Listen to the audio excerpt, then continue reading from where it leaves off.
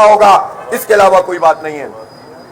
اور میں یہ بھی بتانا چاہتا ہوں کہ اس دھرنے میں کل تو انہوں نے اتنی مارا موری کی ہے، اتنا لوگوں کو گرفتار کیا ہے، اتنی رکاوٹیں کھڑی کی ہیں، اور الحمدللہ ان سب کو عبور کر کے لوگوں نے اپنی مزاحمت کی ہے، لیکن ہم اپنی بہنوں کو بھی موقع فراہم کریں گے۔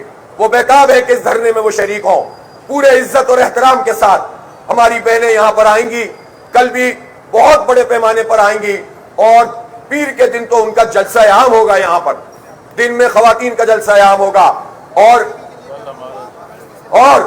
کل اتوار کے دن مغرب کے بعد انشاءاللہ اسی مری روڈ پر تاریخی جلسہ عام ہوگا انشاءاللہ تعالی، تاریخی جلسہ عام ہوگا اتوار کو بعد نماز مغرب اس مری روڈ پر، اور انسانوں کے سر سے انشاءاللہ یہ بھر جائے گی پوری مری روڈ، ہر طرف سے قافلے آئیں گے۔ میں پورے پاکستان کے لوگوں سے کہتا ہوں جو یہاں اس دھرنے میں آ کر اس مقدس فریضے میں شریک ہو سکتا ہے اس کو اپنا حصہ ڈالنا چاہیے۔ صرف شکوے شکایت کرنے سے مسئلہ حل نہیں ہوتا، ایک قوت بن گئی ہے تو اس میں اضافہ کیجئے اور اپنا حق حاصل کرنے کی اس تحریک میں اپنا حصہ بٹائیے۔ ابھی تک کے لیے اتنا ہی، ابھی ہماری مشاورت کا عمل بھی جاری ہے، انشاءاللہ ہم پھر مزید آپ سے بات کریں گے۔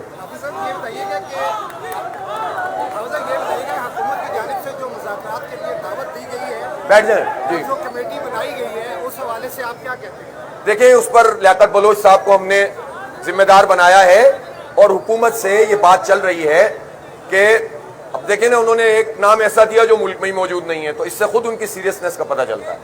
پھر توانائی کا مسئلہ ہے، اور توانائی سے متعلق جو اہم ترین آدمی ہو سکتا ہے اگر وہ اس میں نہ ہو تو پھر اس کا مطلب ہے کہ آپ مذاق سمجھ رہے ہیں کیا؟ لہٰذا لیاقت بلوچ صاحب ان سے بات کر رہے ہیں، ہمیں کوئی بات کرنے میں کوئی پریشانی نہیں ہے، ہم پرامن لوگ ہیں۔ ہم نے کل بھی وہ راستہ منتخب کیا جس میں تصادم نہ ہو، مسئلہ حل ہو۔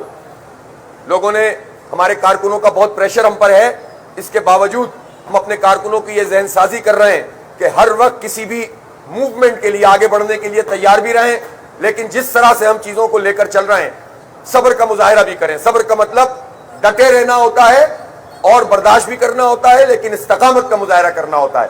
تو ہمارے کارکن یہ پیغام جانتے ہیں، تو اس لیے ہم نے بڑی حکمت سے اس مسئلے کو ایڈریس کیا ہے، لیکن حکومت کو بھی چاہیے کہ وہ سیریسنس کا مظاہرہ کرے اور لیاقت بلوچ صاحب کے ساتھ مل کر طے کرے۔ پھر کمیٹی کے ساتھ بات چیت بھی ہوگی، مذاکرات بھی ہوں گے، لیکن صرف یہ ٹالنے کے لیے نہیں ہوں گے، عوام کو ریلیف دینا پڑے گا۔ بہت شکریہ آپ جی یہ ہماری حکمت عملی ہے، یہ ہمارا پلان بی تھا۔ ڈی چوک بھی ہمارے بہت سے کارکن جن کو ہم نے نہیں کہا تھا کل 2-3 دفعہ پہنچ کے آ گئے۔ ڈی چوک ہمارے لیے کوئی پرابلم نہیں ہے، کوئی پرابلم، جس دن چاہیں گے جس وقت چاہیں گے یہ کام کر دیں گے۔ مسئلہ ہے لوگوں کو ریلیف دلانا۔ ہم یہاں پر سارے آپشن کھلے ہوئے ہیں جی۔ نہیں، اب میں ابھی فی الحال اس سے زیادہ بات نہیں کر رہا۔ اس کمیٹی پر جو تحفظات ہیں اس پر گفتگو کر کے ہم کوئی راستہ اگر وہ نکالتے ہیں تو ہم اس کو ویلکم کریں گے۔ آپ کے ملک بھر سے قافلے